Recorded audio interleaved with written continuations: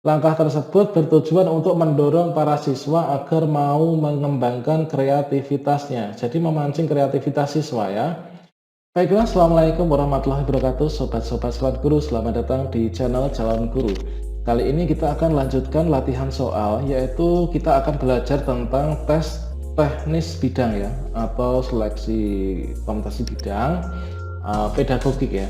Ini adalah khusus untuk teman-teman guru ya, untuk semua peserta seleksi P3K ataupun CPNS untuk formasi guru ya.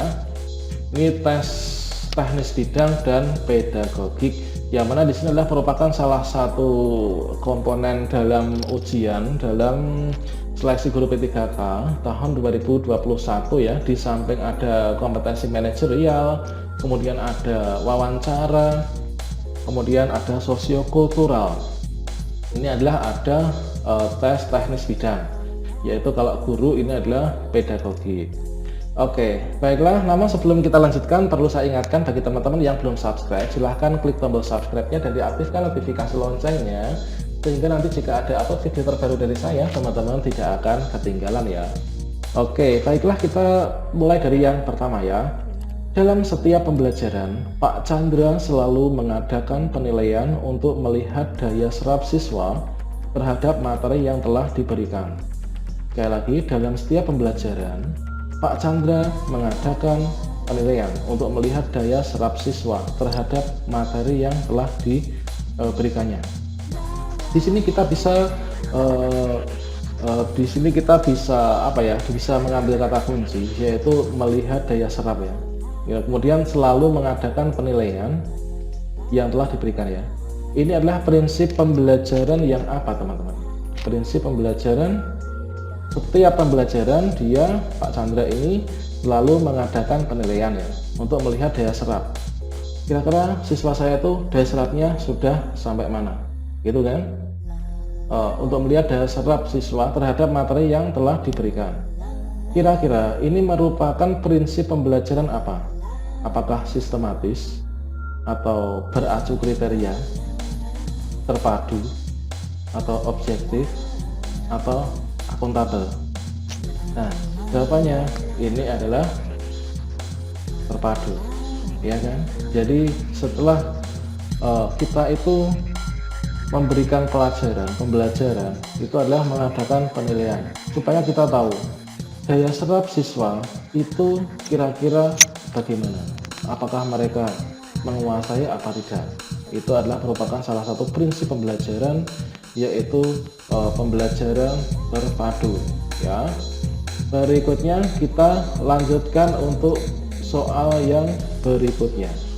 Nah, ini adalah ada soal, Bu Linda adalah seorang guru seni. Hari ini dia menilai kemampuan siswa dalam membuat lukisan. Nah, melihat kemampuan siswa dalam membuat lukisan, selain hasil lukisan siswa yang dinilai, teknik dalam menggambar, cara menggunakan alat dan perlengkapan, dan juga sikap siswa dalam menghargai karya temannya juga menjadi acuan dalam penilaian. Dalam hal ini, Bu Linda telah menerapkan prinsip apa? Nah, menerapkan prinsip apa? Di sini yang dinilai itu bukan hanya dia itu kemampuan menggambarnya itu bagaimana, menggambar lukisannya, tapi juga Bu Linda itu menilai itu adalah teknik dalam menggambarnya, cara menggunakan alat, ya kan? Kemudian sikap siswa dalam menghargai karya temannya. Ini adalah sebagai acuan penilaian. Berarti di sini apa? Kalau sahih ini bukan ya, objektif no, tapi yang tepat apa? Yaitu penilaian yang menyeluruh ya. Yang dinilai bukan hanya hasilnya, tapi juga cara membuatnya gimana, alat yang digunakannya bagaimana, cara memegang alatnya gimana, kemudian cara siswa tersebut menghargai karya temannya bagaimana. Ini adalah menggunakan prinsip menyeluruh. Oke, seperti itu ya teman-teman. Selanjutnya kita lanjutkan. Nah, ini adalah jawabannya C kan, berarti menyeluruh. Berikutnya itu adalah disediakan 2 magnet dan paku. Nah, disediakan 2 magnet dan paku. Siswa melakukan percobaan tarik-menarik magnet. Komponen tujuan pembelajaran yang kurang adalah komponen pembelajaran yang kurang. Nah, yang kurang lah ya, yang ditanyakan yang kurang. Apa? Apakah condition? Nah, condition, apakah behavior and degree, condition and degree, audition, atau degree. Nah, yang kurang apa? Tujuan, komponen tujuan pembelajaran yang kurang. Ini adalah apa? Degree ya. Nah, yang kurang adalah degree-nya. Karena yang disediakan adalah baru 2 magnet dan paku kan.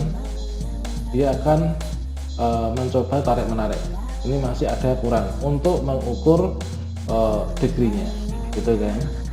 Oke, kita lanjutkan ya.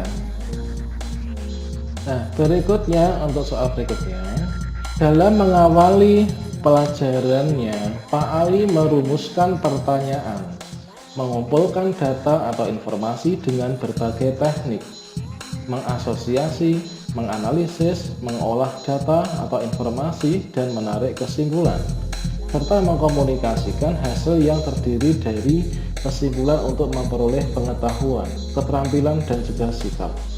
Langkah yang dilakukan Pak Ali itu merupakan bagian dari model pembelajaran apa? Dalam model pembelajaran, nah ini kalau kita lihat ya, dalam mengawali pembelajaran, merumuskan dulu pertanyaan, mengumpulkan data atau informasi, kemudian menganalisis, menarik kesimpulan, mengkomunikasikan, memperoleh pengetahuan, keterampilan, dan sikap. Nah, ini adalah pendekatan seperti yang digunakan untuk yaitu pembelajaran ke-13, yaitu scientific approach ya. Nah, pendekatan scientific approach. Berikutnya, dalam mengawali pelajarannya, Pak Maman Nendar menyampaikan suatu permasalahan guna menggugah dan menimbulkan kepenasaran para siswanya. Langkah tersebut bertujuan untuk mendorong para siswa agar mau mengembangkan kreativitasnya. Jadi memancing kreativitas siswa ya. Langkah yang dilakukan Pak Maman Nendar itu merupakan bagian dari model pembelajaran apa? Nah, yaitu kita sebagai guru itu memancing anak-anak itu supaya berkreativitas gitu kan.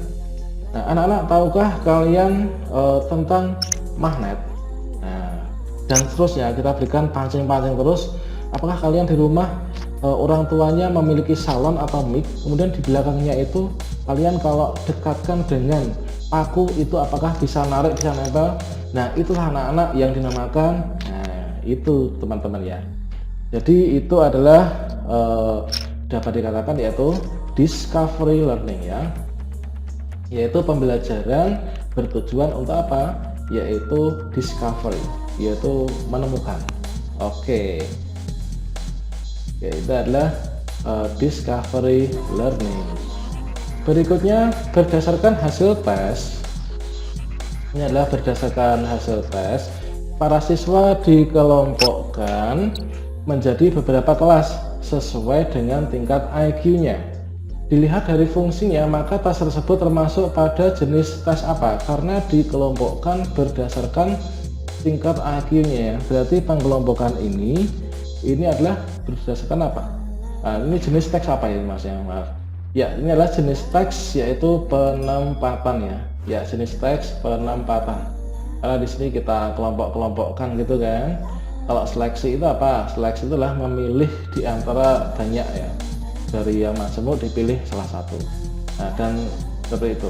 Baiklah, demikian, semoga bermanfaat ya. Wassalamualaikum warahmatullahi wabarakatuh.